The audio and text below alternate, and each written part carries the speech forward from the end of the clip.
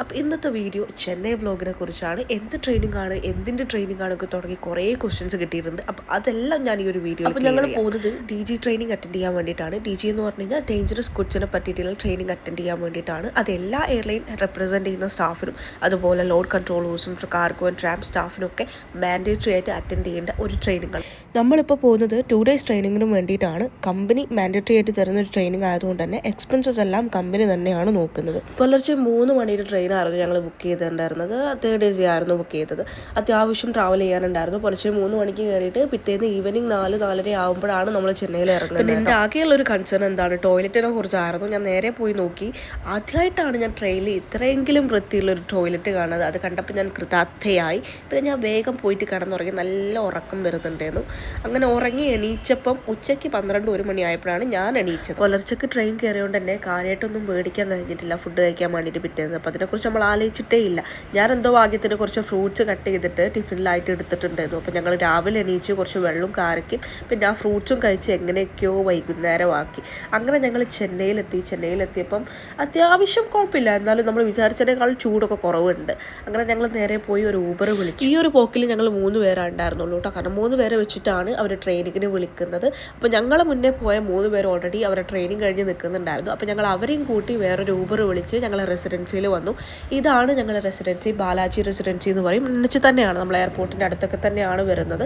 അത്യാവശ്യം നല്ലൊരു റെസിഡൻസി തന്നെയായിരുന്നു. പിന്നെ ഞങ്ങൾ ഫുഡ് കഴിക്കാൻ വേണ്ടിയിട്ട് ഇറങ്ങി. അവിടെ അവർ തലേന്ന് നോക്കി വെച്ച ഒരു ഫുഡ് സ്പോട്ട് ഉണ്ടായിരുന്നു.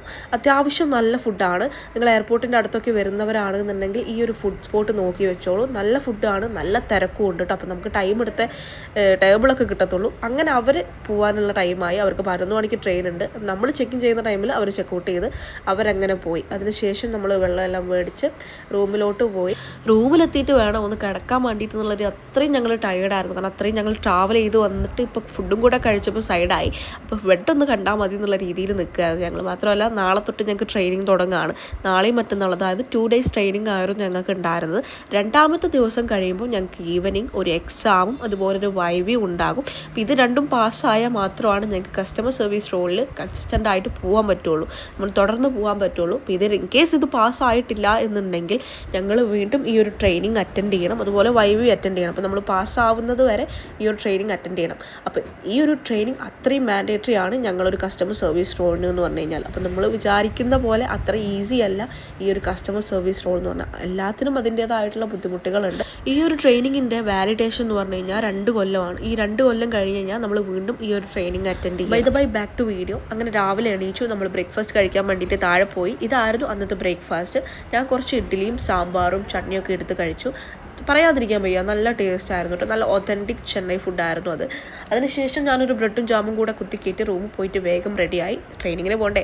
രാവിലെ 9:30 ട്രെയിനിങ്. ഞങ്ങൾ 9 മണിക്ക് ഇറങ്ങിയെങ്കിലും കറക്റ്റായിട്ട് എത്താൻ പറ്റിയിട്ടില്ല. കാരണം അത്രയും ഹെവി ട്രാഫിക് ആയിരുന്നു. എങ്ങനെയൊക്കെ നമ്മൾ അവിടെ എത്തി. ഫസ്റ്റ് ഡേ തന്നെ ലേറ്റ് ആയല്ലോ എന്ന് വെച്ചാൽ ഞങ്ങൾ വേഗം ട്രെയിനിങ് ഹാളിൽ എത്തിയപ്പം അവിടെ സേർ പോലും എത്തിയിട്ടില്ല. കാരണം അത്രയും ഹെവി ട്രാഫിക് ആണേ. പിന്നെ ഞങ്ങൾക്ക് ട്രെയിനിങ്ങിന് വേണ്ടിയിട്ടുള്ള ബുക്ക്, നോട്ട് പാഡ്, പെന്ന്, ബാക്കിയുള്ള കാര്യങ്ങളൊക്കെ കിട്ടി. ഞങ്ങൾ സേറിന് വേണ്ടിയിട്ട് കുറേ നേരം കാത്തുന്നു. പിന്നെ ഞങ്ങൾ ചോദിക്കുന്നുണ്ടാവും ഞാൻ എന്താ ഫോമൽ വേസ് ഇടാത്തത് എന്നുള്ളത്. കാരണം എനിക്ക് പെട്ടെന്നായിരുന്നു കോൾ വന്ന് നാളെ ട്രെയിനിങ് ഉണ്ട് എന്ന് പറഞ്ഞു. അപ്പോൾ അതുകൊണ്ട് എൻ്റെ കയ്യിലുള്ള യൂണിഫോം എല്ലാം ഞാൻ വാഷ് ചെയ്തു. എൻ്റെ കയ്യിൽ ഫോമൽ ഔട്ട്ഫിറ്റ് ഇല്ലേതും. അപ്പം ഞാൻ വേറെ വഴിയില്ലാണ്ട് ക്യാഷ്വൽ ഇട്ട് വന്നതാണ്. അവിടെ വന്ന് നോക്കിയപ്പം അവിടെ വേറെയും കുട്ടികൾ ക്യാഷ്വലൊക്കെ ഇട്ട് വന്നിട്ടുണ്ട്. അപ്പോഴാണ് ഒരു സമാധാനമായത്. പിന്നെ ഞങ്ങൾക്ക് ഫുഡെല്ലാം കറക്റ്റ് ടൈമിന് കിട്ടിയിട്ടുണ്ടായിരുന്നു. അതെന്തോ വലിയൊരു ആശ്വാസം തന്നെ. പിന്നെ ട്രെയിനിങ് കഴിഞ്ഞതിന് ശേഷം പിന്നെ ഞാനും അഖിലും കൂടെ വെറുതെ ഇങ്ങനെ ചെന്നൈ ഒന്ന് എക്സ്പ്ലോർ ചെയ്യാമെന്ന് വിചാരിച്ചു. കാരണം ഞങ്ങൾക്ക് ഒരു കുന്തും അറിയില്ല. എന്തെങ്കിൽ പോലും ഞങ്ങൾക്ക് എന്തെങ്കിലുമൊക്കെ കാണണമല്ലോ. ഞങ്ങൾ ആകെ 2 ദിവസമല്ലേ ഉള്ളൂ. അപ്പോൾ ഞങ്ങൾ നേരെ കയറി ഒരു ഫ്ലൈറ്റ് വാച്ചിങ് സ്പോട്ടിലോട്ട് പോയി. അവിടെ പോയപ്പോഴാണ് മൂഞ്ചി എന്ന് മനസ്സിലായത്. പിന്നെ നമ്മൾ വേഗം ഒരു മെട്രോ കയറി ഞങ്ങൾ എയർപോർട്ടിൽ ഇറങ്ങി. എയർപോർട്ടും കണ്ടു. എയർപോർട്ട് കഴിഞ്ഞ് തിരിഞ്ഞു നോക്കിയപ്പോൾ ഇവിടെ ഒരു മാളും ഉണ്ട്. അപ്പോൾ ഞങ്ങൾ നേരെ മാളിലോട്ട് പോയി. അവിടെ നിന്നൊരു വേഫിൾ വാങ്ങി. അത്യാവശ്യം നല്ല റേറ്റ് ഉണ്ടായിരുന്നു കേട്ടോ. എന്നാലും സാരമില്ല, നമ്മൾ കഴിക്കണമല്ലോ, ഫുഡാണല്ലോ നമ്മുടെ മെയിൻ. അപ്പോൾ നമ്മളത് മേടിച്ച് കഴിച്ചു. ന്യൂട്ടല്ല വിത്ത് വേഫിൾസ് അങ്ങനെ എന്തോ സംഭവമാണത്. സംഭവം കഴിച്ചപ്പോൾ എനിക്ക് ഇഷ്ടപ്പെട്ടില്ല. പൈസ വെറുതെ മൂഞ്ചി. പിന്നെ നമ്മൾ വീണ്ടും റൂമിൽ പോയി. അവിടുന്ന് വേറെ ഫുഡൊക്കെ പാഴ്സൽ മേടിച്ചു. വീണ്ടും റൂമിൽ പോയി. അധികം എക്സ്പ്ലോർ ചെയ്തുകൊണ്ട് നാളെ ഞങ്ങൾക്ക് ട്രെയിനിങ്ങിന് പോകാൻ നീക്കാൻ പറ്റില്ല. അപ്പോൾ അതുകൊണ്ട് ഞങ്ങൾ നേരെ വന്നു കിടന്നു. രാവിലെ എണീച്ചപ്പോൾ ജനലിൻ്റെ അടുത്ത് ഇവിടുത്തെ ഒരാൾ. പിന്നെ ഞാൻ മേക്കപ്പ് ഒക്കെ ചെയ്ത് ഇങ്ങനെ ഇരുന്ന് കണ്ടു ആൾ കേട്ടോ. അത് കഴിഞ്ഞ് ഞാൻ വീണ്ടും ശുന്ദരിയായി ഇറങ്ങി.